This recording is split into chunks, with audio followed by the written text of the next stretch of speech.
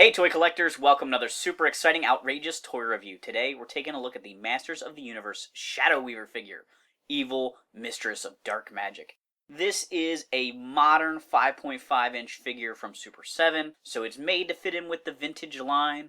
I think this figure has a very Filmation look to her, but we'll get into that a little bit more when we kind of take a closer look. The back of her package has some great artwork of Shadow Weaver and Hordak confronting She-Ra. With Dark Horde magic at her disposal, Shadow Weaver unleashes her power against She-Ra.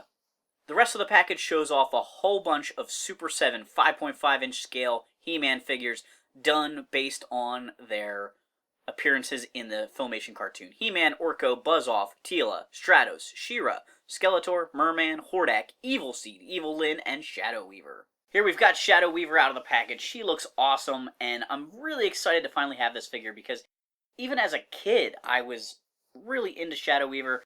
I thought she was cool, she seemed powerful, she had this great raspy voice, and I was so disappointed that they never made her in the Masters of the Universe line with the other Horde characters, and they never made her in the She-Ra line with Catra.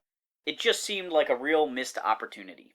The Super 7 figures don't come with mini comics, but they do come with this little cardboard art piece that looks like a mini comic when it's in the package. The back of it always shows off some concept art. Check out that early version of Shadow Weaver.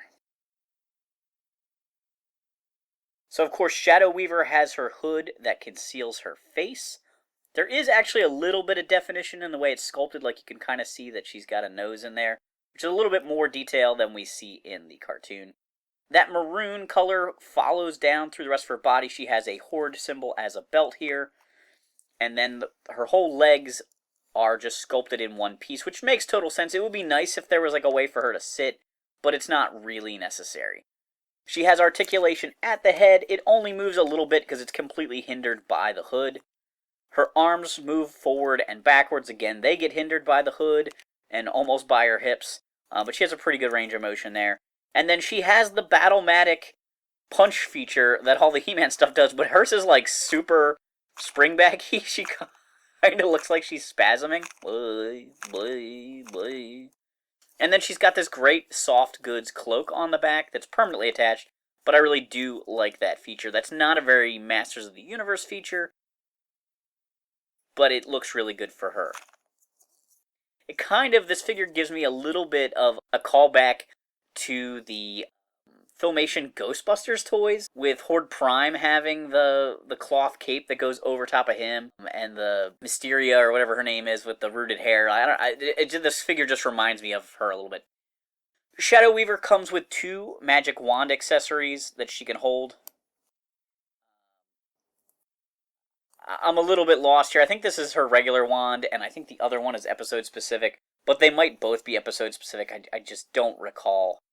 But the Filmation show definitely had a lot of artifacts featured throughout different episodes. And then this figure also comes with a flight stand. I don't really think that's necessary. She barely hovered off the ground. But, you know, it is kind of nice. But I think this is going to make her really a little bit too tall when compared to other figures. Here we've got Shadow Weaver standing alongside the vintage and Super 7 versions of She-Ra.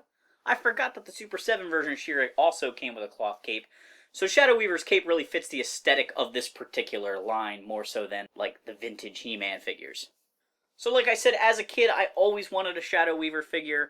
I've never understood the theory that boys won't buy action figures of girls, because I loved Jinx from G.I. Joe. It was one of my favorite action figures I had. I always wanted Scarlet. Just couldn't find her. I would have played with a Queen Marlena. Maybe they're right that boys would pick another boy action figure over the girl action figure, but I feel like a lot of times I got most of the characters, or a good chunk of the characters from every year. I don't know. I find that whole concept very interesting. Thanks for watching this super exciting, outrageous toy review. Make sure to like, subscribe, and check out our other videos.